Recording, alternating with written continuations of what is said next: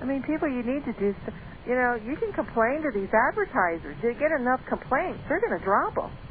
Yeah, go to Fox News and tell them how you've been ripped off and explain it. Yeah, go to these advertisers. You know, of course, the listeners to this program probably don't buy from them. But if you know that I can't tell you how many people have said, you know, I have told people, dozens, to come to you and buy gold. And I said, I bet they listen to Glenn Beck and buy from those dealers. He says, you know what, you're right. He says, everyone listens to Glenn Beck. I says, yeah. And I'll bet you every one of them bought from the places that advertise on there. So, you know, go back to these folks and you know, help them. Make them complain. Let these programs be dropped. Tell them who they should have on there as opposites, you know. So, anyway, here we go. We got some questions here. This is in from Gabriel, and he says, hello, Golden Princess. I think he means me, Bob. In 2008... Well, I should think so. You know, I'm not a member of the Illuminati, and so that leaves me out. I'm not a pedophile. Well, wait, he has a name for you, too. In 2008, let's get down to the seriousness of the question. In 2008, the high demand for dollars artificially inflated the dollar. As the markets went down, they took gold and silver down with them. Today, we're experiencing a dollar carry trade as investors borrow depreciating dollars to invest abroad. When the markets correct, the loans made in dollars will be called and the dollar will have a short-lived spike. My question to you and Prince Chapman will there be a temporary fall in gold and silver when the dollar carry trade unwinds? I would think that there would be a temporary rally in the dollar when it does unwind, but I don't see that happening for at least a year. They cannot raise interest rates. It's impossible. And my guess is they're going to keep them there just like Japan did for 20 years. Only this time, they're going to get swept up in the undertow caused by asset depreciation known as deflation. Now, if they were to last 20 years, we would probably have 15 or 20% inflation every year, and gold could end up selling at $40,000 an ounce or something like that. So you keep that in mind. The cheaper the dollar is, or any other currency is, the stronger gold is, and the more desirable it is to have it as a method of wealth preservation. You don't worry about getting rich doing this. You worry about keeping what you've got. As long as you avoid those ads on Glenn Beck's show. It's true. I know. I mean, I get 3 or 4 portfolios a day with coins in them. It's awful. And, you know, Goldline's not the only one. No. There's about 5 other majors who are just as bad.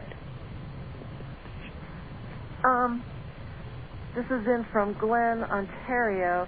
Hi, Bob. Could you comment on the show about Jim Willey's latest audio interview on October 17th about large delivery problems on the London Metals Exchange recently? Jim says that contract owners are being offered 25% over spot for refusing the paper. The rest of the interview is very good on the end of the petrodollar. Thanks. I have it in today's issue of the International Forecaster. So if you were a subscriber, you would have seen it if you had read it. And I think Jim does fine work. Him and Jerome Corsi both. I like the way they do things, and I like the way that they go head-to-head with the government and won't back off. Almost all the other letter writers won't do that because they want to be accepted. They want to be thought well of. They don't want any controversy in their life. Well, that's tough.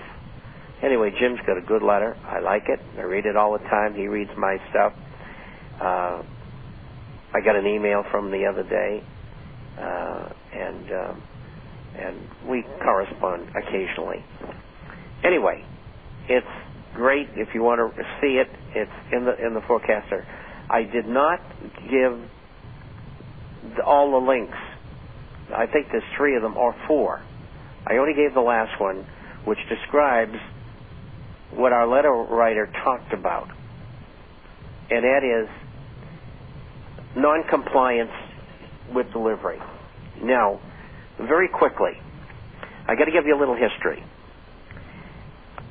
About a year and a half ago, gold started showing up as delivery, and that gold was melt, 0.88, 0.90. Good delivery is, I think, 0.99 or something like that. Pretty close to 24 karat, if not 24 karat. I don't know exactly. And so where did this come from? Well, the only people in the world who has ever melted down coins is the United States government. That's where it came from. And so after that, about 8 or 10 months ago, COMEX was having trouble delivering gold. And all of a sudden they got the gold and they could deliver, and they delivered it. And one of our subscribers got delivery. And lo and behold, it was stamped from the Canadian Mint. The same Canadian, Royal Canadian Mint, they never got rid of England, they're still royal. They said they lost gold. They don't know where it is. Maybe it was stolen. Of course, the gold was lent via the United States government to the COMEX so they wouldn't go in default. Then about 3 months ago, the European Central Bank transferred gold to COMEX because they couldn't make delivery either. Again. Now we have the LME, London Metals Exchange. They can't make it either. So they went to the Bank of England and said, oh, save us, save us. And the Bank of England delivered the gold that they needed. It was melt. So who really delivered the gold? The U.S. government. Either that or the British government had accepted that melt before for good delivery gold which they sold into the market or completed a contract in behalf of the United States with. Either or. And the point is that the exchanges don't have the gold and silver that they say they have. That's the bottom line. If you want an appendage to that, you look over there at SLD and GLD, and I can promise you in spades that they do not have the gold and silver that they say they have. What's my guess? 30% to 50% of what they're supposed to have. The rest is derivatives. One derivative dealer goes down, they go down. It's going to be a major scandal sooner or later at COMEX, the LME, SLD, SLV, and GLD. And you can take that to the bank.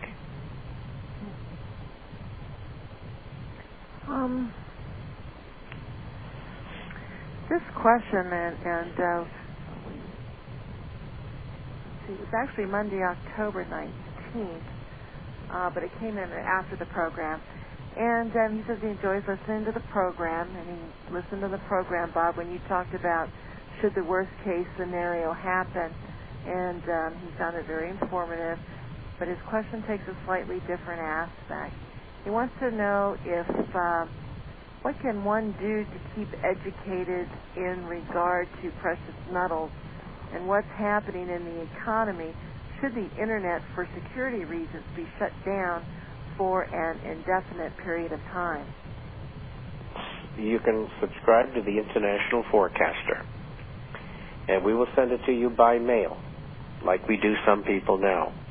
And we will expand it from the equivalent of 22 8.5 by 11 pages that you would have received for that amount if you received them by email, and we'll expand it.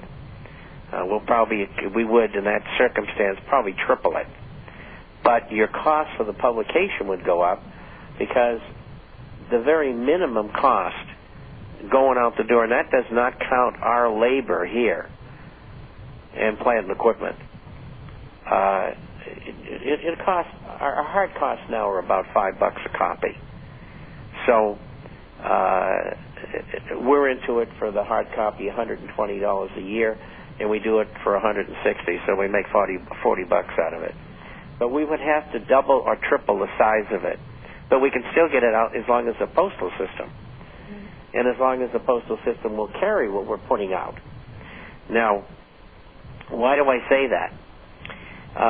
The United States government has dogged me since 1967 because I wouldn't cooperate with them and do things that they wanted me to do. And when Gary Allen and I started the Gary Allen Report, it was around 1978. And Gary used to, his wife, used to do all of the computer work and everything. And they did the mailing from there. And they would deposit it in the Long Beach post office. That's what